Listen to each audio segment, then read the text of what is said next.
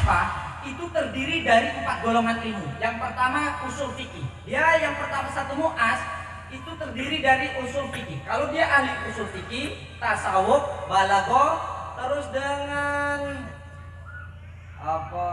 alat, maka ini disebutnya satu mu'az. Boleh bila mana ada orang alim atau yang muda bisa menguasai satu mu'az, sudah pakar satu mu'az, sudah menguasai bab itu, maka dia kalau menikah di usia muda terus istrinya satu sampai 40 tahun ke atas masih satu, ini makruh. Benar, paham? Apalagi sampai 2 mu'az. 2 mu'az itu terdiri dari ilmu kanuragan, yang mana terbagi menjadi 5. Yang 2 mu'az itu, yang pertama tentang masalah usul, yang kedua tentang kanuragan. Pertama mamba, tafsir, sholat, surfiyah, hikmah, baru hifat, sudah. Nah, ini terdiri dari segala seluruh bidang aspek tentang masalah hal yang nggak dipahami orang banyak umumnya. Baru yang ketiga mu'az Ashfah ini apa? Terdiri dari ilmu gaib semua. Semuanya terbagi menjadi 4. Nah, ini sudah haram kalau nikah satu. Paham ya?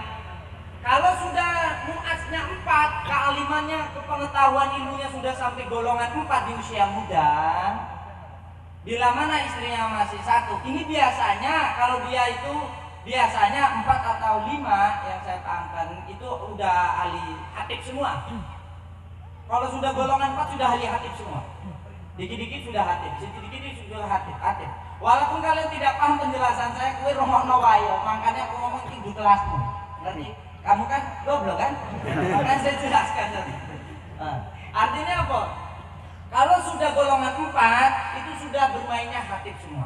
Kalau sudah golongan 5 mesti istrinya tidak boleh 1. 2 pun tidak boleh. Makruh istri 2, 3. Paham? Kalau sudah 6 maka boleh 4. Bahkan Syekh Muhammad Arsyad itu 11 karena mu'aznya sudah sampai 7. Saya belum sampai 6. Paham?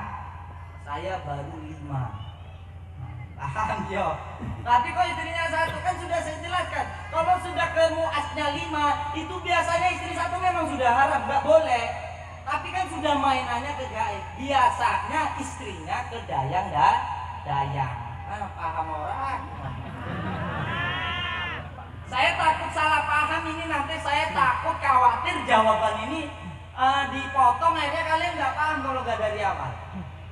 Yang penting kalau kurang paham nanti tolong bertanya lagi dengan saya lebih jelas ya, karena ini di forum nggak mungkin saya secara detail. Intinya kalau sudah mu'aznya 4, kebanyakan para ulama saleh yang muda ini biasanya usia 40 tahun. Kalau sudah kemampuannya sampai 4 Ashfah atau mu'az atau 5, ini biasanya tergolong wali kutub. Paham? Dan tidak boleh 1. Habib Umar bin Hafid itu garunya 4. Beliau kutbil amfas dan beliau suluknya sudah 7. Paham? Nah, yang artinya banyak orang yang bertanya, Habaib saja sudah tanya dengan saya, antum ini begini-begini, kenapa kok 1 jangan? Kalau jenengan tanya begitu seharusnya lebih paham. Karena apa? Kalau sudah sampai kelasnya 5 mu'az, menguasai kealimannya 5 mu'az, itu biasanya mainnya dengan dayang-dayang ratu-ratu Sulaiman. Aku ngomong ini paham? Paham. Paham. Apa Jan? Yo, bismillah ya. Biasanya kalau sudah sampai 5 mu'ad itu biasanya maaf sekali maaf, tapi jangan langsung bertanggapan seperti itu. Itu biasanya istrinya dayang ratu-ratu Sulaiman atau ratu-ratu yang ada di dalam daging. Paham aku ngomong? Paham. Nah, jadi memang, nah ini takut kesalahpahaman. Saya ngomong dengan dulu. Istri saya bukan kamu, Pak. Istri saya 45. Tapi kan apa? Ya bukan urusan saya dengan dulu, sudah. Ya dulunya istri saya biasa saja. Tapi kalau manusianya, kalau sampai secara logika bertanya, apakah Raden Sumatera akan menikah lagi? Tapi BS saja bertanya. Oh no, ganjang menikah. Nikahnya? Aku jawab. Aku nggak jawab. Waktu neng saya soleh, aku kan nikah. Karena apa? Kalau sudah menguasai sampai 4 mu'az, sampai istri itu biasanya nggak tahan. Wallahu alam, masalah umur urusan Allah. Allah. Ini biasanya nggak tahan sampai usia 40 tahun, nggak tahan. Usia 45 nggak tahan. Paling banter 42, 41, paling banter. Karena apa? Saking banyak katib, saking banyak inilah sesuatu tetek dongek lah kok.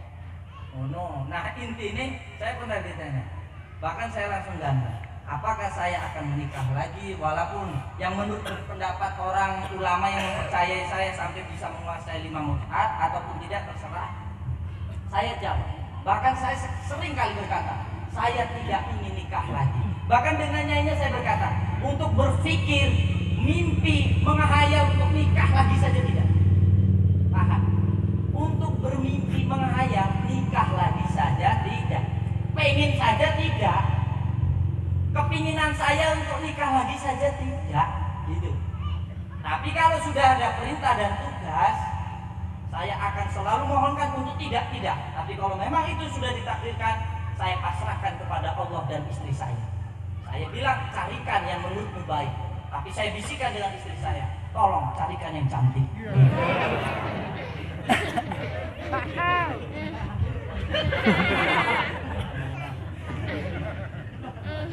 Nah, tapi tenang, aku ngomong lingkungannya. Saya bilang apa? Wa aksamulan utawi dundungannya kalam. Dundungannya kalam maksudnya kosam. Kosam itu ada waw dan ba. Waw dan ba itu saya pakai. Kalau boleh saya pakai. Artinya maksudnya sumpah atas nama Allah. Gitu Bang. Keinginan sedikit pun di hati atau apalagi sampai mimpi untuk nikah lagi tidak. Pengen aja tidak. Wah, belas, 14 enggak. Tak itu, belas enggak. Bahkan ya orang menginginkan, wong istri siji jarang tak keloni. Istri siji jarang aku ketemu. Lah kono loro, kono telu. Seger kayaknya. Tenang, aku ngomong. Untuk terlintas itu enggak. Makanya banyak yang mempermasalahkan. Disitulah banyak ulama yang meragukan. Yang kenal saya meragukan tentang ilmu saya. Kenapa? Kalau memang sudah 5 mu'az, ini luar biasa sekali. Berarti apa? Menjajah, min hadzal zaman. Ini rajanya wali di zaman ini. Di Metro, di Lampung. Oh tidak, dia bukan. Dia ini karena apa? Istri satu, anak sudah 2. Itu biasanya kalau menurut Imam Tabini juga Al-Had, itu bisa jadi barometer. Tapi yang nggak sembarangan ulama seperti itu khos. Ulama. Nah, sebenarnya saya sekali lagi tidak ingin membahas hal ini. Tapi kalau saya ditanya mau nikah lagi, jangankan saya ingin menjawab, pikiran untuk ingin saja tidak ada. Tidak. Tapi saya berkata, bukan mengantisipasi sama sekali. Saya berkata begini, lebih baik saya itu dijemput secepatnya daripada saya harus menikah lagi. Lebih baik saya dijemput secepatnya. Saya di sana bisa ketemu Kanjeng Nabi, insya Allah. Saya di sana bisa ketemu Kanjeng Syekh Abdul Qadir Jailani, insya Allah. Dan saya kalau dikaruniai rahmat dari Allah, saya di sana diberi bidadari dan menunggu kamu. Tapi kalau memang sudah diberikan, sudah digariskan, kamu nikah, saya akan mohonkan untuk tidak. Kamu nikah, saya mohonkan untuk tidak. Begitu sampai 3 kali, kamu nikah. Dan saya pasrahkan kepada istri saya. Saya tapi cuma ngomong, tolong kalau mau mencah yang cantik, yang langsing saya. Jadi yang gemuk-gemuk sudah minggir lah. My honey ini tahu kan aku bercanda, tapi enggak. Kalau dulunya ada yang penting aku ini senang. Tapi boleh bertanya kepada istri saya. Saya itu ngurusi diri saya saja tidak. Yang penting istri saya senang. Bahkan saya aja sama sekali tidak pernah membahas hal itu. Ya, apa Nyayo pernah kok.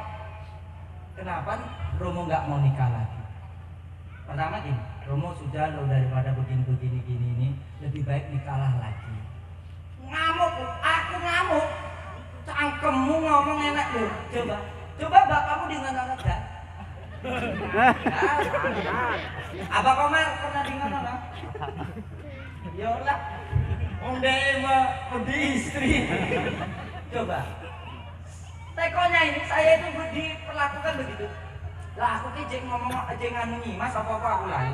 Romo, daripada harus ini begini takut ini begini khawatir begini. Sudah lo Romo. sama sekali. Dulu nggak apa-apa, sudah nikah lah. Wah, aku langsung ngadep, cangkemmu. Udah langsung menang. Enak bener awakmu ngomong. Pikirmu aku nikah meneh aku seneng apa?